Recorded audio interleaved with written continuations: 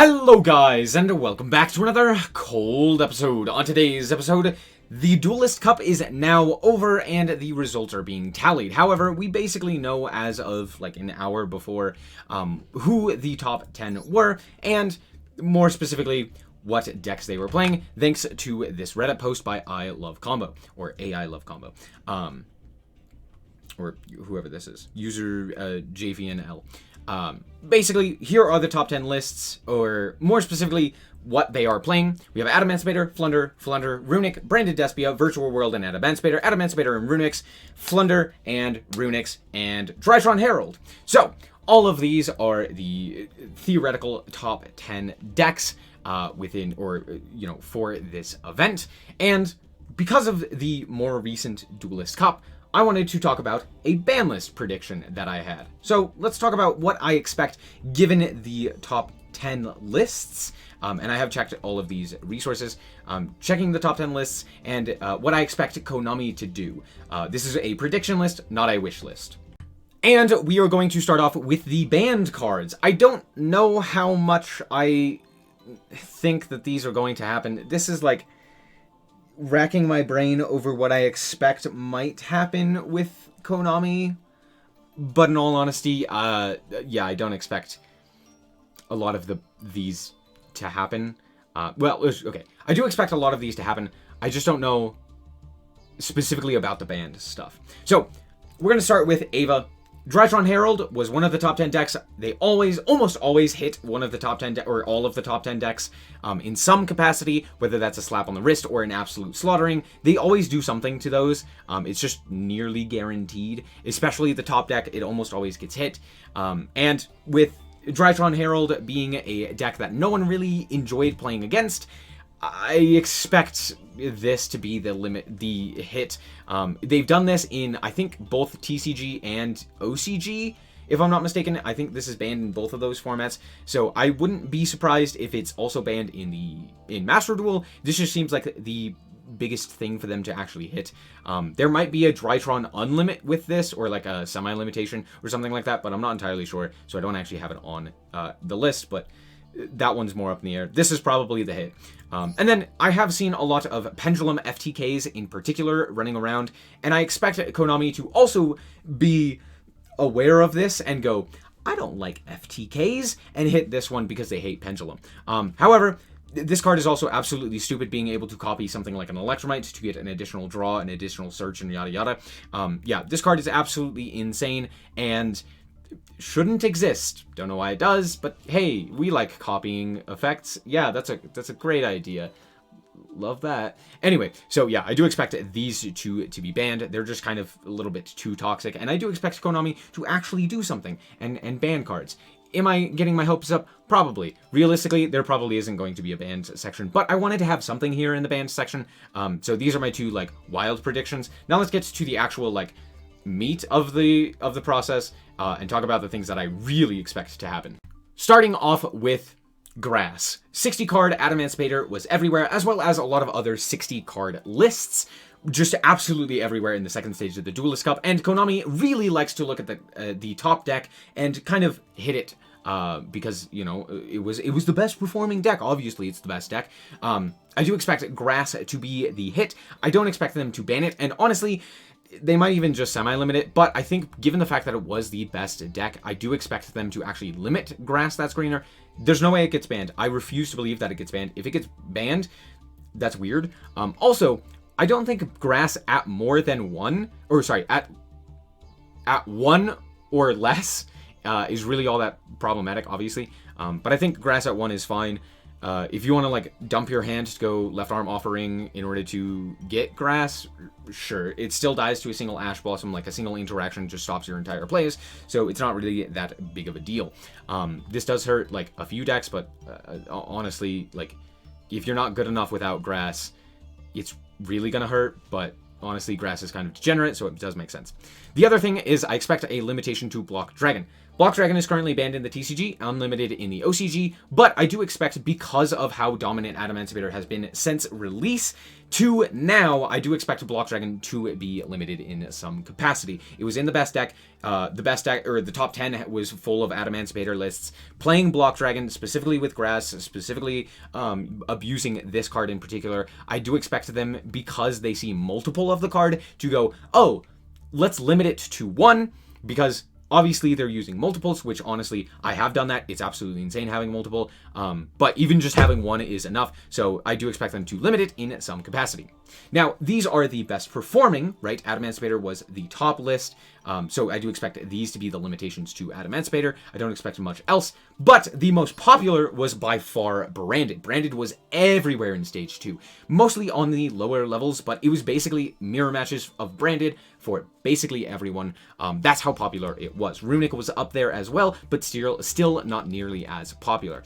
So I do expect Branded in Red to be the limitation. I thought about them potentially hitting Branded Fusion or something along those lines, but given the fact that Branded in Red is a rare, yeah, Branded in Red is definitely the card that is going to be hit.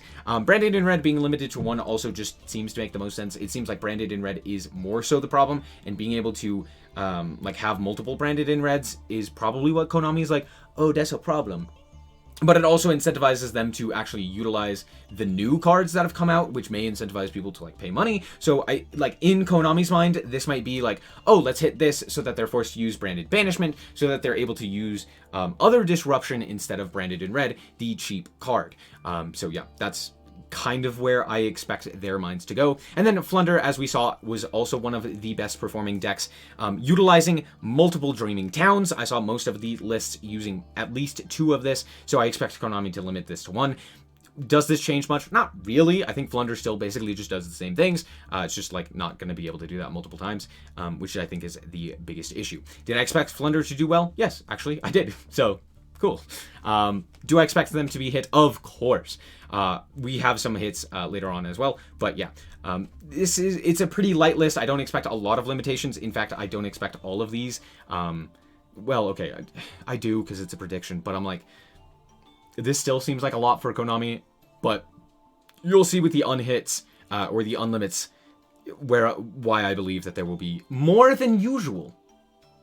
All right. Eglin. Yeah, I do expect at least one of the Flunder cards. I don't know if it's going to be Eglin or Robina to be semi-limited. I hate the semi-limited list. It literally doesn't do anything. It just doesn't. The semi-limited list is so useless.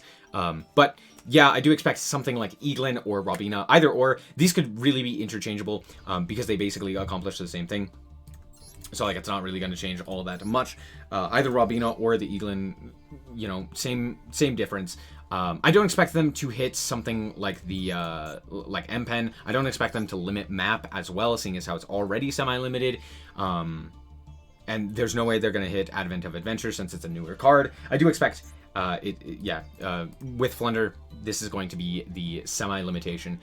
Should they semi-limit anything? Probably not. Honestly, Flunder isn't really that big of a problem. It's kind of annoying because they do get to play on your turn. But I think with a limitation to the trap, I mean, Flunder's not really doing a whole lot without the barrier statue. Like, yeah, it's able to win and like do it consistently and stuff like that. But to me, it's not really annoying or like problematic in any way.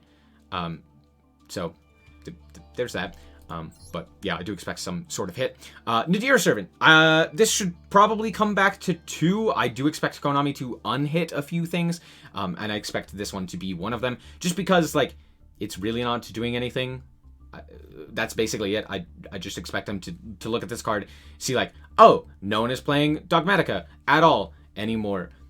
Yeah, you can have this back. And since it's a UR, of course, they're going to want to give them this card back. Similar in nature is Kagari. Should this card come back? No, absolutely. This card, if Engage is a card that exists, this card needs to stay at 1. But Konami really likes Sky Striker. So I do expect, since Sky Striker isn't the best deck of the format, legitimately this is how I think that they're thinking. Since this isn't the best deck of the format, they're going to go, Kagari is fine. And they're going to semi-limit it. Yeah, because Konami is stupid. Realistically, not something that should happen. Is it going to happen? I'm almost certain of it. I just have a gut feeling that's like, they're gonna unhit Sky Striker again, because Sky Striker just got the Widow Anchor back to 3, and so they're like, well, it didn't make them top tier, let's give them back another thing. So yeah. Next up, we have Runics. I do expect the Runics to be hit, seeing as how they are the most toxic. But seeing as how they're new, I don't expect any of them to actually be really hit. So I put Runic Fountain on here, as well as Hugin. Realistically, I don't... Hugin is more of like a shot in the dark. But I don't expect... Like, it just seems like something that they would do, just like semi-limit Hugin. It doesn't do anything. Like, I guess now you can't go like, Hugin, protect your field, Hugin, protect your field, and then still go Hugin to Surge, which, like, never happens. I've never seen that happen ever before in my entire life. So a semi-limitation would do literally nothing, which is exactly why I think Konami will do it. And since most people are probably... Well, most people are probably playing 3 anyway, I don't expect them to, like...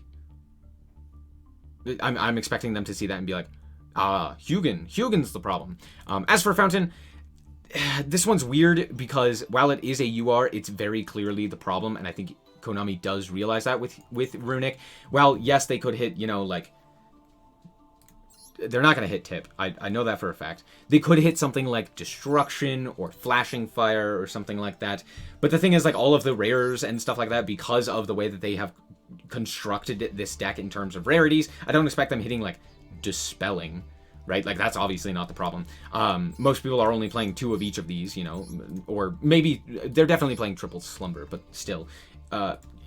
Yeah, I expect them to hit Fountain, if anything.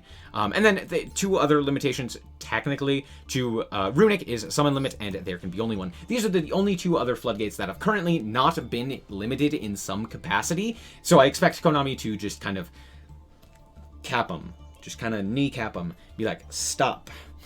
That's it. That just little itty-bitty taps. There Can Be Only One was basically in like every deck that could play it.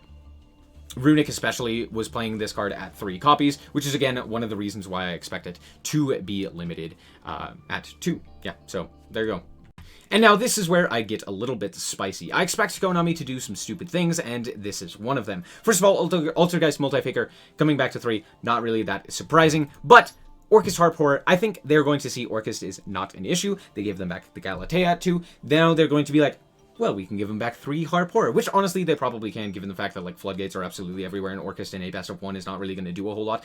But I don't think that this is a good idea. Having triple Harp Horror means that you are able to more easily like pitch it out of your hand to get things started with like dangers and stuff like that, which makes a Danger Orchist Sky Striker list even more terrifying. So I'm not exactly opposed to this idea because I do play Orchist, but I'm also like, maybe let's not do this.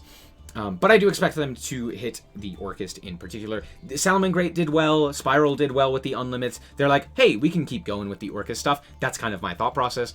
They recently unlimited, or semi-limited the Trickstar Light Stage. I expect this to go to 3. I'm expecting the Punk stuff to come out relatively soon, so an Unlimit of Emergency Teleport to specifically boost the sales of the Punk stuff is what I'm expecting, since Halka's banned, and that was a major reason to play this in the TCG. I now expect them to just, yeah, unlimit the Emergency Teleport. Another card that definitely should be banned. Why does this card not have a once per turn? That's all. You could put it to 1, honestly, and it'd probably be fine, but the fact that it's at 3 is just absolutely crazy. It's not at 3, but it could be.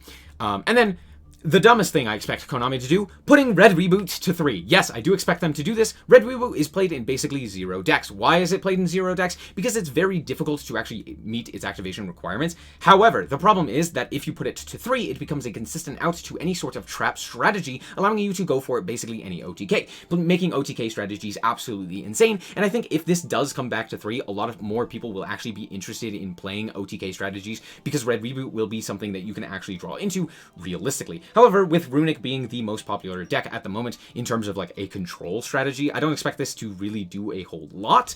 But the fact of the matter is that like you can just like drop this on any like Labyrinth or something like that, turn off their entire deck, and then OTK them with no counter play, which is cool, fun, fair, and balanced. Yeah, I do expect this to, for some reason, come back to 3, because Konami really just likes giving us going second options. And then, of course, we have ABC Buster Dragon. This card didn't really do anything when it came back to 2. I expect it to come back to 3. No problem. I've been saying this like every single prediction I've done, I've been like, yeah, ABC can go back to 1 spot higher where we have 1 more of them. They'll do it eventually. They did it last time. They'll do it again. I have faith. They'll hit something. And then Trish, I think, also came back recently to 2. I expect them to also hit this or unlimit this, making it come back to 3. Yeah, this card's not doing anything. Yeah, you can have 3 of it, no problem. Sure, it can rip a card out of your hand, but like, I mean, it doesn't really need to. It's not really gonna happen. I mean, if you can summon 3 9s, let's be honest with ourselves, you probably deserve to be able to rip 3 cards out of your opponent's hands. And it's not like, I really doubt that people are going to be able to abuse this effectively. Yeah, that's all. So that's going to be it for this prediction. Tell me what you guys think down below. Do you think I'm correct? Do you think I've missed something? Do you think Konami will hit a different card instead? Do you think they will hit Adamantipator? Or will they just kind of like stare at it longingly? Wishing for the days of past, prior to Tier, prior to Sprite, and they just go, no, this is fine. But yeah, that's going to be it for this episode. I hope that you guys did indeed enjoy. If you did, a like is very much appreciated. And if you want to check out more content like this, as well as more Yu-Gi-Oh!, then just be sure to subscribe. Anyway, thank you guys so much for watching, and remember to always stay frosty. Bye-bye.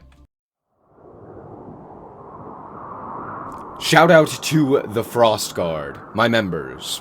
Thank you guys so much for the support, and I hope you enjoy the content.